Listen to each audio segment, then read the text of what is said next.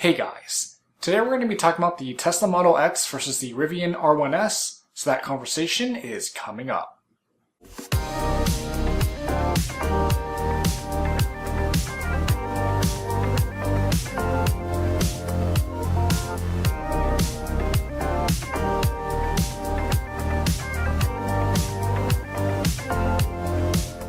These two cars aren't technically in the same class, as the Model X is a supersized crossover and the R1S is a mid-sized SUV. But they do get compared a lot because they are about the same price. So what I've done is I've stacked up the long-range Model X, which is basically the cheapest model, compared to a comparable R1S, which is basically the dual motor that has 352 miles of range, silver, 21-inch rims, and has standard black interior. For pricing, we're looking at just under $80,000 for the Model X and $84K for the R1S. So if you do care about the federal credit, you will be able to get it with basically the cheapest Model X, and you won't with the R1S because the cap is $80K for SUVs. But keep in mind, in 2024, the federal credit is going to be cut in half to about $3,700 because of the battery requirements from the IRA Act. So let's get into the differences. So if you really care about tech, then Tesla is, basically the leader, and they have better tech right now than Rivian.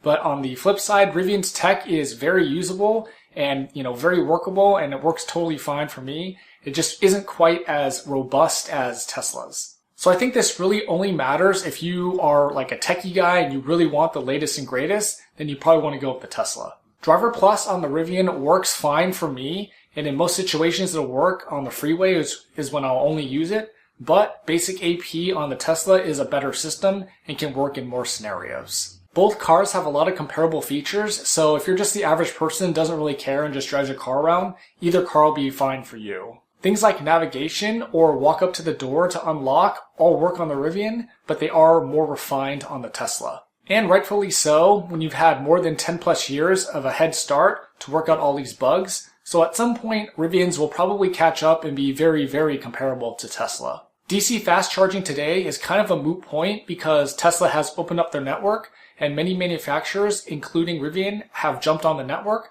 So anyone who has a Rivian will be able to use Tesla's supercharger network starting next spring. These cars are at a price point where I would think like 95% of people or more would have home charging, because it would just kind of be silly to buy a car like this and have to supercharge it all the time because you don't have home charging.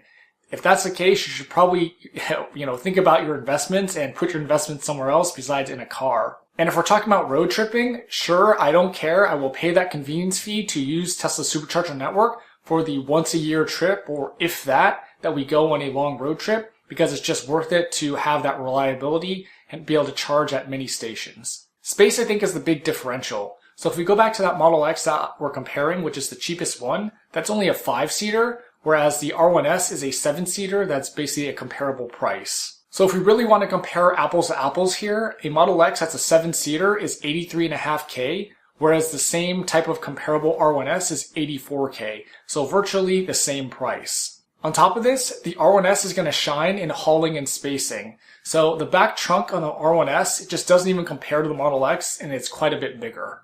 It's about 85 cubic feet for the Model X, and the R1S is 101 cubic feet. So also keep in mind on the Model X that it does have a slope back, and while I really like that type of design that looks cool, it really just kills your spacing for hauling any type of stuff, or even if you're hauling kids in the back because there's less headroom. And if we compare the frunks, it's not even close. The Model X has a 6.5 cubic foot frunk, and the R1S has an 11 cubic foot frunk. So the R1S is basically like a small sedan's trunk in the frunk. It's that big, and you can put a ton of stuff in there. And one last thing I want to mention about spacing is the top. So on the R1S, you can put a roof box, you can put a ski rack, whatever you want. Whereas on the Model X, while the Falcon wings I do think look pretty cool, it basically destroys your entire top to be able to put things, on top of the car, because you can't with the Falcon wings. So you're just losing all this space on the top if you want to haul stuff or whatever, if you're going on a long road trip. And so it's just not very utility of Tesla to do that because of these cool wings. Also keep in mind, even in 2023, the Model X Falcon wings are still pretty problematic. So I can't tell you how many spreads I've seen of people saying that their Falcon wings were slamming into their garage doors, or the sensors aren't working, or they're just, knocking people over, whatever. So just keep that in mind, that while they are cool, they are kind of problematic as well. I'm sure a lot of you will mention efficiency, so I'll address that.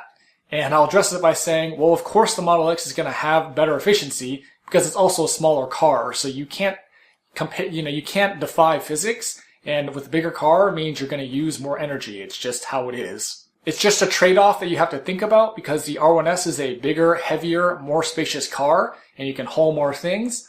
So if you want to get, you want to be able to do that, you can do that. Or if you want to get better efficiency, then maybe you go with the Model X. Then there's also the off-roading aspect. So I don't think there's going to be any debate here where the R1S is just going to destroy the Model X in all those aspects. So those are the differences I came up between the two cars. And I think today both cars will still have their place in the market for a certain type of buyer. Hopefully that pushed you in one direction over the other.